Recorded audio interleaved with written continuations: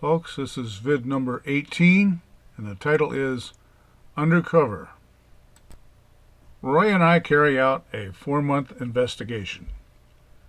A fellow I had never met called and requested a meet. He had some important information for me. Okay, I went and met with the man.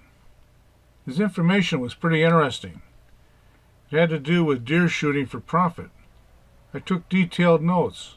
It involved a number of locals and a veal meat company. He told me if he found out any more, he'd call me. Fine. About a week later, Roy called and asked if I would accompany him to go see an old friend. Sure, we went to a farmer's place not very far into Susquehanna County. He had called Roy and had some information for him. Roy and his friend talked, and I took notes. Over a 4-month period, I met separately with my informant, who was located in the southern part of the county, close to the Luzerne County line. Roy and I met with the farmer a number of times during the 4 months. During that time, I asked each of them if they knew my informant. They did not. The information we were gathering was blending. Same names, locations, $50 paid per deer. Deer meat was being substituted for veal. Looking at the veal price per pound, the amount of meat versus price made it very profitable. After 4 months, we felt we had plenty of information. I acquired a C-print copy of the county map. That's approximately 30 by 48.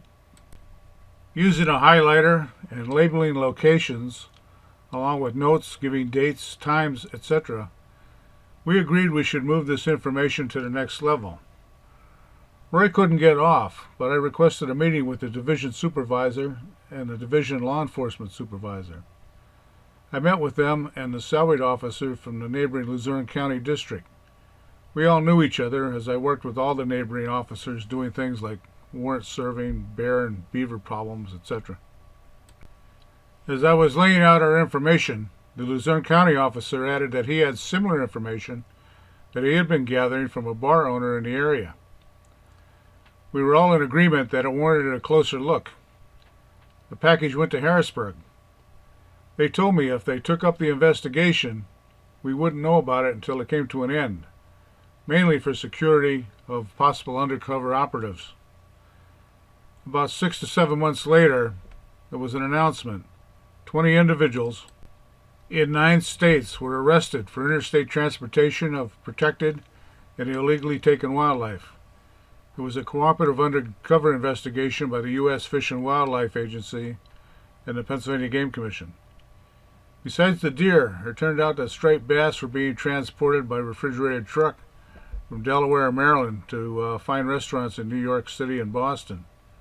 The striped bass was endangered at the time from overfishing. There was a moratorium on stripers at the time. They recovered very well. I know there was a slot limit established later. Here's some additional information. During that time, black bear gallbladders were selling on the black market for $750 to $2,000. We caught some guys sawing antlers off roadkill deer we had deposited in the deer pit on Game Lands 57.